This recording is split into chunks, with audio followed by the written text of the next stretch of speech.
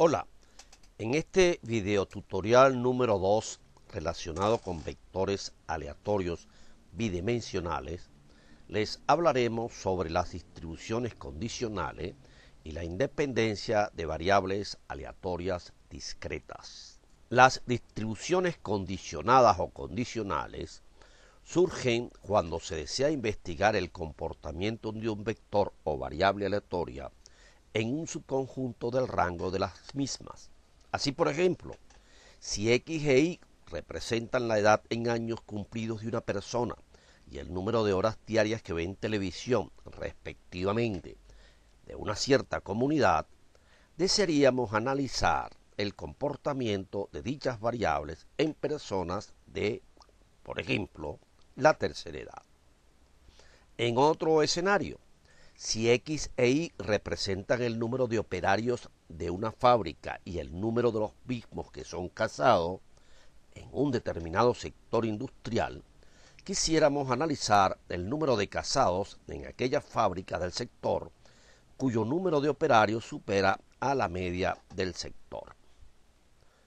Formalmente definimos la función de masa condicionada conjunta del vector XY dado el suceso A y lo representamos por esta notación a la función dada por la siguiente ley. Observemos dos cosas. En primer lugar, el vector XY podríamos llamarlo el vector sin condiciones, mientras que el vector XY dado A es un vector aleatorio también con una función de masa conjunta que llamaremos pues vector aleatorio condicionado. Como tal, dicho vector tiene distribuciones marginales que representarán las densidades, o mejor dicho, funciones de masa de la variable X condicionada al suceso A y de la variable Y condicionada también a dicho suceso. Es obvio, está de más decir que por la definición misma, la probabilidad del suceso que condiciona debe ser positiva.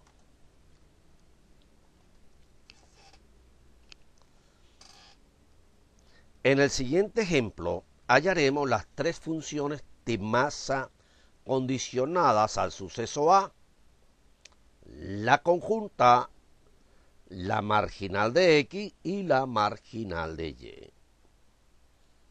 En primer lugar, es importante obtener la intersección del suceso A con el rango del vector XY.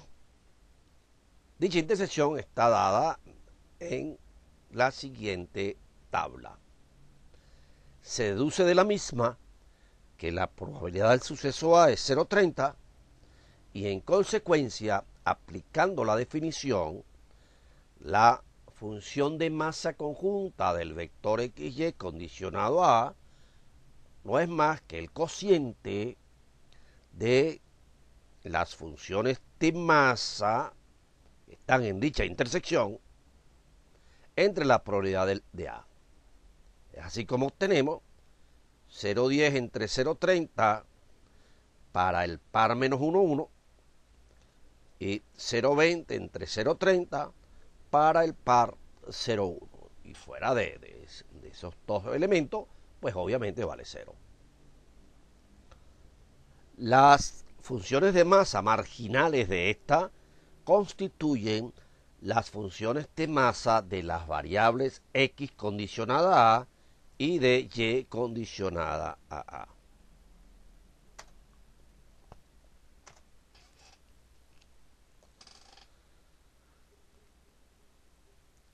Dentro de todas las posibles distribuciones condicionadas que se puedan formar, hay dos que reciben especial interés y son aquellas en las cuales el suceso que condiciona está caracterizado porque una de las variables componentes toma un valor específico y fijo. Es así como se definen la función de masa condicionada de la variable X fijado a la variable Y en un valor particular y la función de masa condicionada de la variable Y para un valor particular de la variable X. Es obvio que las funciones de masa marginales de las variables que condicionan deben ser positivas. Además, cabe destacar que las funciones de masa condicionadas de este tipo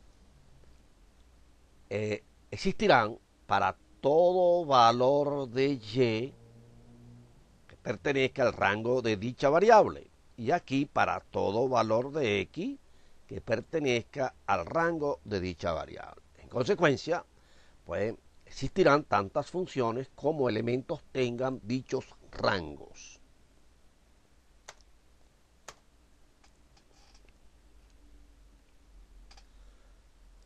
En el ejemplo que mostramos a continuación, la función de masa conjunta del vector viene dado por una ley matemática. Esto hace pues que se dificulte un poco la evaluación de las funciones de masa marginales, ya que debemos estar bien claros en los límites de la suma que se presenten. Es así como recomendamos hacer un gráfico bidimensional con el rango del vector. Y además, pues en este gráfico es conveniente señalar aquellos puntos para los cuales rige una ley determinada. Es así que los puntos negros corresponden a aquellos para los cuales es válida esta ley y los puntos rojos para los cuales es válida la otra ley especificada. Asimismo, vemos que existen 5 distribuciones condicionadas de este tipo, dado de que el rango de Y está formado por 5 elementos, y 9 distribuciones condicionadas de este tipo, dado de que el rango de X está formada por 9 elementos. Es obvio que pudiéramos hallar las 14 distribuciones condicionadas una por una. Sin embargo, vamos a tratar de hallar las distribuciones condicionadas de manera genérica. Es así como vamos a ilustrar la obtención de la función de masa condicionada de esta variable de manera genérica y no para cada valor particular de la variable Y. Partamos entonces por la obtención de la marginal de la variable que condiciona, en este caso la función de masa marginal de Y a partir de la conjunta. En este caso hay que diferenciar pues la zona cuando estamos para Y igual a 4 y para Y igual a 0, 1, 2, 3, ya que las sumas tienen comportamientos disímiles. Para Y igual a 4 es más sencillo, porque bastaría sumar la X desde 0 hasta 4 de la función de masa que rija en esa zona, que no es más que esta que estamos planteando. Y esta suma fácilmente se observa que es 7/30. Esta suma estamos aquí mostrando. De todas maneras, al final de este tutorial mostraremos la forma en que se calcularon dicha suma, sobre todo las que corresponden al caso en que la variable Y sea distinto de 4. Porque en este caso, pues obviamente para un Y genérico en esta zona, la suma hay que descomponerla en dos sumandos. El primer sumando es para la x de 0 a 4. Pero el segundo sumando sí tiene un límite superior variable, dado de que si y es igual a 0, la x va de 5 a 8, si y vale 1, la x va de 5 a 7 y así sucesivamente. En general, para un valor cualquiera de y, la x va de 5 a 8 menos y. Repito de nuevo que el cálculo o el valor de esta suma se mostrarán al final del tutorial. De manera tal, pues, que la función de masa marginal de y tiene dos leyes. Una para los valores de y pertenecientes al conjunto 0, 1, 2, 3 y otra para y igual a 4.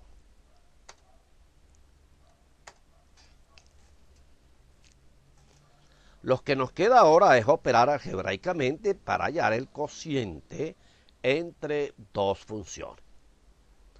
Operando correctamente, llegamos entonces a que la función de masa condicionada de la variable x para un y genérico tiene estas dos leyes.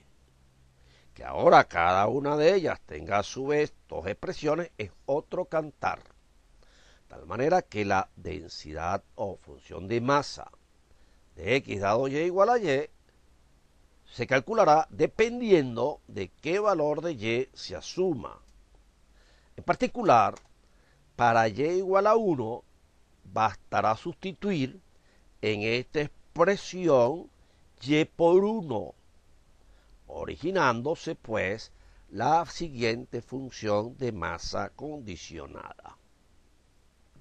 A continuación, vamos a establecer el concepto de independencia de variables aleatorias. Este concepto tiene dos aspectos, uno subjetivo o intuitivo y el otro puramente matemático. El aspecto intuitivo o subjetivo establece la independencia a partir de nuestra experticia o creencia del experimento que se está realizando.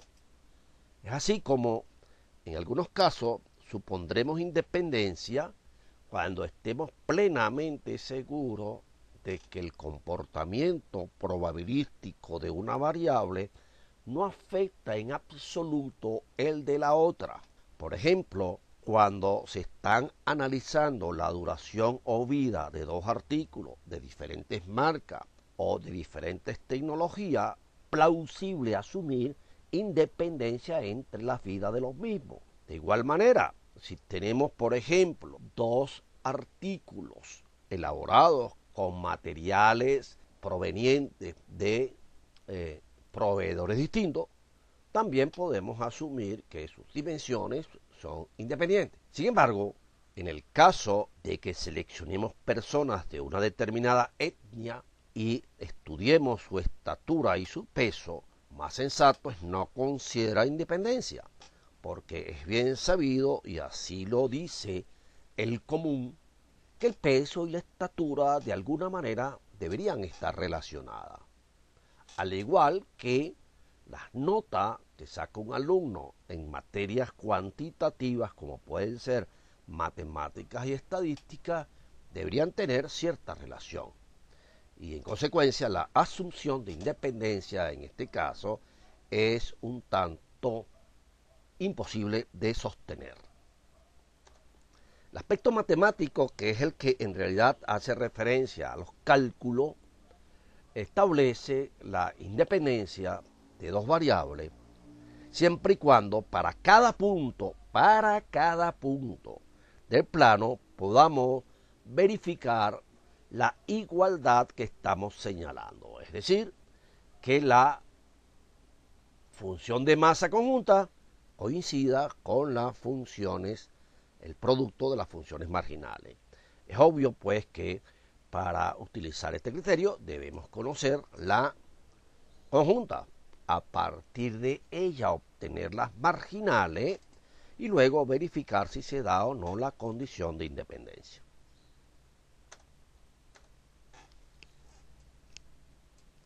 En este primer ejemplo damos las funciones, o mejor dicho, la función de masa conjunta de manera tabular.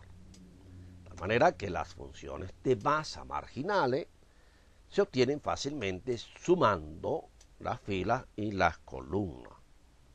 Además es bueno señalar que el rango del vector XY, aquellos puntos en donde la función de masa conjunta es positiva, coincide con el producto cartesiano de los rangos de las variables componentes. Fácilmente se verifica entonces que el valor que hay en cada celda de la tabla corresponde con el producto de las marginales. Para cada celda de la tabla, su valor se corresponde con el producto de las marginales. Y por ende, las variables entonces, así definidas, son independientes.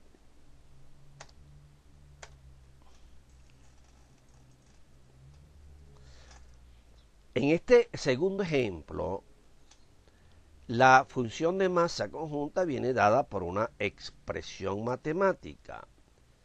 Y en este caso, pues, la obtención de las marginales para luego la verificación de la condición de independencia, habrá que calcularla empleando sumas. Es así, pues, como la marginal de X es sumar la función de masa conjunta para los valores de Y en este conjunto. Y operando algebraicamente llegamos a que la marginal de X tiene esta expresión. Para todo X, pues en 1, 4. La marginal de Y se obtiene por la misma vía, dando como resultado la expresión que estamos señalando. Aquí es bueno observar también que el rango del vector XY es el producto cartesiano del rango por separado de cada variable componente. Es fácil ver que si tomamos un punto cualquiera del rango, por ejemplo, el punto de coordenadas 1, 0, la función de masa conjunta daría un 42avo, mientras que la marginal en 1 es 15/42 y la marginal en Y es 5/42. Y dicho producto, pues, no verifica la condición de independencia. Es conveniente destacar que para la verificación de la no independencia, bastará con hallar un punto en el cual no se verifique la igualdad.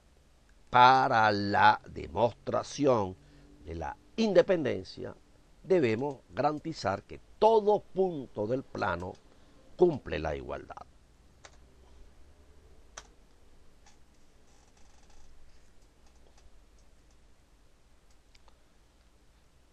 Veamos qué ocurre ahora en el siguiente ejemplo. De nuevo, aquí la función de masa conjunta viene dada mediante una ley matemática y no en forma tabular. Operando de la manera acostumbrada, la marginal de X es la suma en el recorrido de la Y de la función de masa conjunta. Aquí sacamos fuera del sumatorio lo que no dependa de Y. X cuadrado es a la menos 2 entre 14, permaneciendo en el sumatorio la función de Y. De acuerdo con nuestros conocimientos de cálculo matemático, esta suma no es más que el desarrollo de E al cuadrado, que con el A en la menos 2 da un valor unitario, y en consecuencia esta suma tiene esta expresión. Para todo X, pues, en este conjunto. De igual manera, la marginal de Y se obtiene sumando en X la función de masa conjunta. Sacamos fuera del sumatorio lo que no dependa de X, quedándonos pues una suma sencilla, cuyo valor es 14, que se cancela con este 14, dando como resultado esta expresión. Recuerde que aquellas personas que cursaron estadística 1 reconocerán que esta variable corresponde a un modelo Poisson de parámetro 2. De nuevo, para todo punto de R2 se verifica la condición de independencia. Por lo tanto, las variables X e Y son independientes. También observe que el rango del vector XY es el producto cartesiano del rango de las variables componentes.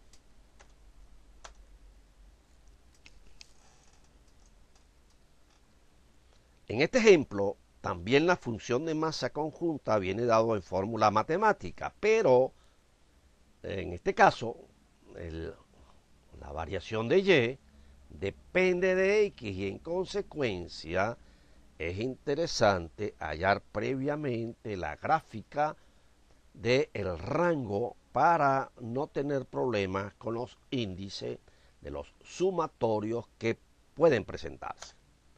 Es así como el rango asociado a la masa conjunta no es más que este conjunto de puntos que estamos mostrando. Obsérvese que el rango de X es 1, 2, 3, 4 y 5, mientras que el rango de Y es 1, 2, 3, 4, 5. La marginal de X se obtiene para cada valor de X, la variación en Y, que depende de X, y con lo tanto, pues, la sumatoria es desde Y igual a 1 hasta el X fijo de la expresión de la masa conjunta. De tal manera, operando convenientemente, se llega a este resultado. Haciendo lo mismo para la variable Y, obsérvese que para un Y fijo la X va desde ese valor de Y hasta 5. En consecuencia, pues la suma que así se obtiene representa la función de masa marginal de la variable Y. De nuevo, es fácil ver que el producto de las marginales no coincide con la conjunta y que además es obvio, de acuerdo al gráfico, que el rango de XY no es igual al producto cartesiano del rango de X con el rango de Y.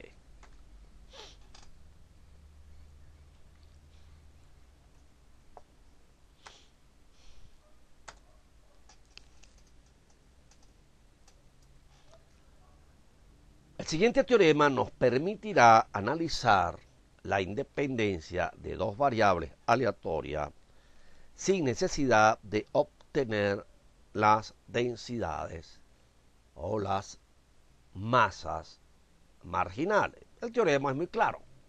Si la función de masa conjunta puede factorizarse en dos funciones, una que dependa de X y la otra que dependa de Y solamente, y si además el rango del vector XY es el producto cartesiano de los rangos de las variables componentes, entonces X e Y son independientes. En el ejemplo que dimos en la número 5, la función de masa, fíjense que puede factorizarse en una función de X y una función de Y, y que el rango del vector XY es el producto cartesiano del rango de X con el rango de Y.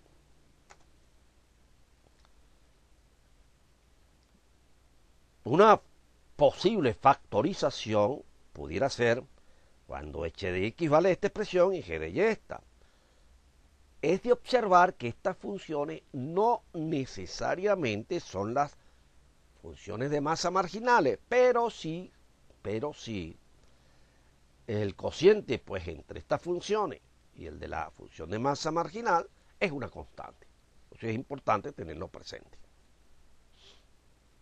Bueno, entonces x e y son independientes porque cumplen las dos condiciones. Una, que su función de masa conjunta se puede factorizar, y la otra, no menos importante, es que su rango es el producto cartesiano de los rangos por separado de cada variable.